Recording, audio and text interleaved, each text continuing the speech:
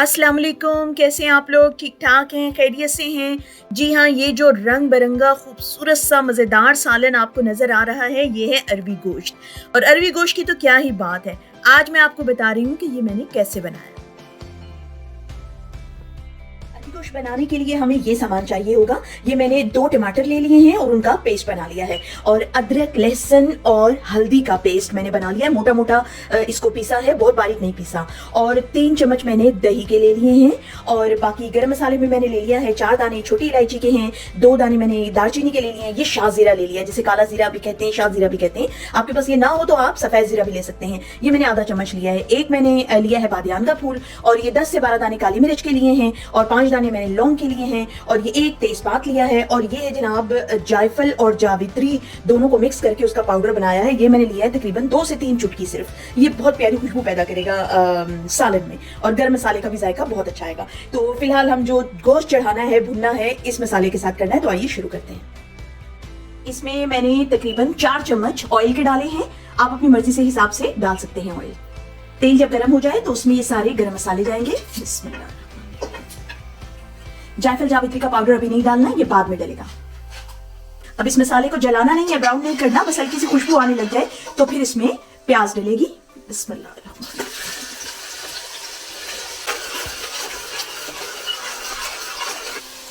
जी जनाब, प्याज हमारी ब्राउन हो गई है। अब इस मौके पर इसमें हम डालेंगे अदरक लहसुन का पेस्ट। बिस्मिल्लाह। अदरक लहसुन भुन गया है, बड़ी अच्छी खुशबू आ रही है। अब इस मौके पे इसमें डालेंगे हम बाकी मसाले अपने। बिस्मिल्लाह। 2 चम्मच मैंने डाल दिए हैं लाल मिर्च के और 1 चम्मच यहाँ पे जाएगा धनिया पाउडर और 1 चम्मच जाएगा सफेद जीरा पाउडर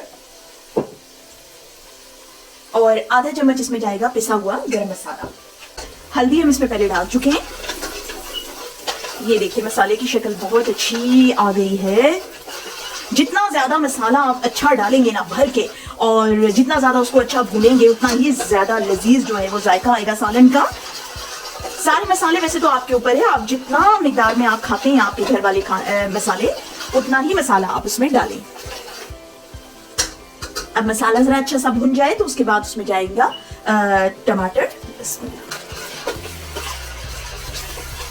मसाला भूनते भूनते जो है हल्का हल्का पानी डालते रहें।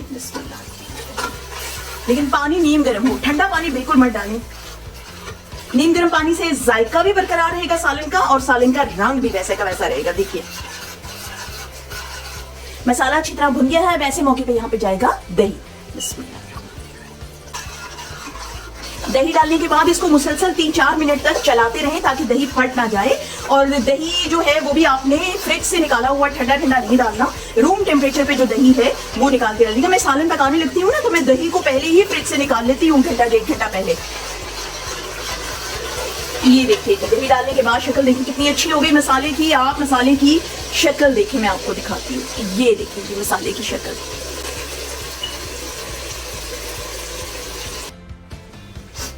ये देखिए जी, इस मौके पे हम यहाँ पर डालेंगे लैम्ब और ये मैंने लैम्ब लिया है और ये है तकरीबन 1 किलो है, 1 kg है ये। और ये अब इसमें हम डालेंगे बिस्मिल्लाहिर्रहमानिर्रहीम।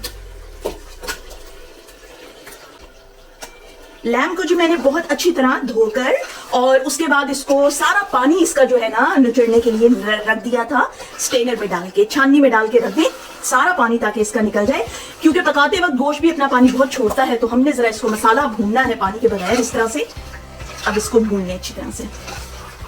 माशाल्लाह बड़ा अच्छा भुन गया है। अब इसको गलाना है। ऑलरेडी देखिए हल्का हल्का गोश्त ने भी पानी छोड़ना शुरू कर दिया है, इसलिए मैं इसमें बहुत कम सिर्फ आधा कप जो है पानी डालूंगी।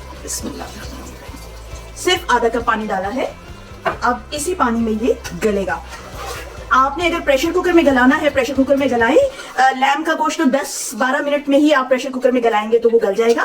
बीफ जो है उसको 40-45 मिनट्स लगेंगे और मेरा चूंकि यहाँ पर लैम्ब जल्दी गल जाता है तो मैं अवॉइड ही करती हूँ कि प्रेशर कुकर में मुझे ना ही गलाना पड़े, इसलिए जो है मैं इसको प्रेशर कुकर के बगैर गला रही हूँ। तो ये तकरीबन 20-25 मिनट्स में बहुत शानदार गल जाएगा। इस मौके पर इसमें डालेंगे नमक। बिस्मिल्लाह।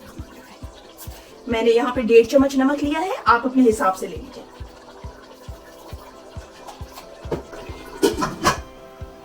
अरबियां जी मैंने ले ली हैं। अरबियों को मैंने अच्छी तरह छील लिया है। अरबियों को छीलने से पहले थोड़ा सा ऑयल हाथ में मल लें तो उनको छीलने में आसानी होगी, उसकी जो लेस है वो हाथों पे नहीं चिपकेगी। और छीलने के बाद मैं इसको देखिए जी ऐसे छीलती हूँ। इसको जो है ना मैं कभी भी उस तरह नहीं छीलती, इसको मैं खुरच के छीलती हूँ ताकि कम से कम इसकी जो ग़ज़ाइयत है और फाइबर है जो कम से कम इसका ज़ाया हो। अदरक को और अरबियों को हमेशा खुरच के ही छीला जाता है। अब उसके बाद मैंने क्या किया, एक टिप आपको देती हूँ कि पानी में 1 चम्मच नमक डाल के उसमें भिगो के इनको रख दें। और उससे क्या होता है कि उससे इसकी लेस कम हो जाती है। सालन में भी जो लेस इसकी वजह से हो जाती है वो भी कम हो जाती है। हालांकि वो लेस बहुत ज्यादा फायदेमंद है सेहत के लिए, स्पेशली शुगर पेशेंट्स के लिए। उसके बाद इसको अच्छी तरह खंगाल लें साफ पानी से और उसके बाद जो है इसके अंदर कट्स लगा लें। ये देखिए ये मैंने ये इस तरह करके एक कट यूं और एक कट ऐसे, ये कट लगा लीजिए। और ताकि क्योंकि जरा मसाला इसके अंदर तक जाए, क्योंकि अरबी जो है वो फीकी ही रहती है, सालन पक जाए, तो इस वजह से मैंने इसमें कट्स लगाए हैं कि सालन इसके अंदर तक चला जाए। अब जो है मैं इसको तल लूंगी। तलना ये है कि बहुत ज्यादा ब्राउन नहीं करना, लेकिन इसको इतना तल लेना है कि इसको गलने में आसानी हो।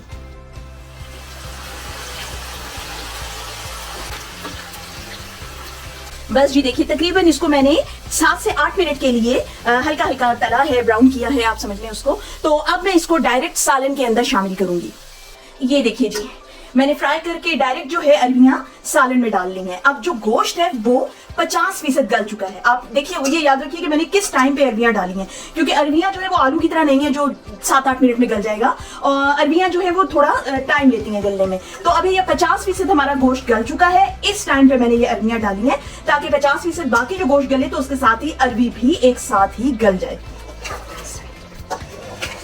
माशाल्लाह बहुत अच्छी खुशबू आ रही है। और बस सिर्फ आधा गिलास इसमें मैं पानी डाल के और इसको सही गलने के लिए फिर रख दूंगी। अब आपके ऊपर है कि आपने इसकी ग्रेवी कितनी बनानी है, सालन कितना बनाना है। भुना भुना बनाना है तो इतना ही ठीक है, अगर ग्रेवी ज्यादा बनानी है तो इसमें पानी आपको डालना पड़ेगा। ये देखिए जी इसमें मैंने तकरीबन 1 गिलास पानी डाल दिया है अपने हिसाब से जितना मैंने सालन रखना है। अब इस मौके पे जो है इसमें डालूंगी मैं हरी मिर्चें, 3 हरी मिर्चें डाल दूंगी। आप चाहे तो डालें, तो हम लोग जरा स्पाइसी खाते हैं तो इस वजह से मैंने इसमें डाली है। उसके बाद इसमें मैं डालूंगी गरम मसाला। ये बहुत जरूरी है। आप शलजम गोश्त बनाएं, आलू गोश्त बनाएं, कद्दू गोश्त बनाएं और अरबी गोश्त बनाएं तो वो सालन में लाजमी गरम मसाला डलता है। सारी खुशबू और जायका उसी से आता है। और गरम मसाले के साथ इसमें जाएगा जायफल और जावित्री का पाउडर जो मैंने पीस के रखा था, इस टाइम पे वो जाएगा। अब इसको तकरीबन 1 से 2 मिनट के लिए मैं अच्छी तरह उबाल आने दूंगी, खौलाऊंगी इसको। और उसके बाद इसको तकरीबन 15 मिनट के लिए मैंने धीमी आंच पे रख देना है ताकि बाकी जो गोश्त में कसर रह गई है वो भी गल जाए और अरबियां भी उसके साथ गल जाएं। बिस्मिल्लाहिर्रहमानिर्रहीम। ये देखिए जी क्या शक्ल माशाल्लाह निकल के आई है सालन की। सालन हमारा रेडी है और अरबियां भी हमारी गल गई हैं। अरबी हमारी देखिए जी गल गई है और गोश्त भी गल गया है और माशाल्लाह बड़ी अच्छी शक्ल आई है सालन की। अब इसके ऊपर डालेंगे हम गरम मसाला और धनिया।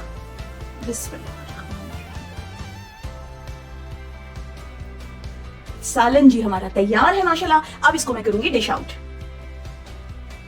जी जनाब माशाल्लाह माशाल्लाह सालन रेडी है। और ये इसकी खुशबू मैं आपको कैसे बताऊं, इतनी अच्छी खुशबू फैली हुई है, रंग भी बहुत अच्छा आया है और लजीज भी बहुत बना है। तो अगर आपको मेरा ये व्लॉग पसंद आया हो तो इसको शेयर कीजिए, मेरे चैनल को सब्सक्राइब कीजिए, कमेंट करना मत भूलिए। और नेक्स्ट व्लॉग तक के लिए फिर मुझे इजाज़त दीजिए। अल्लाह हाफिज़।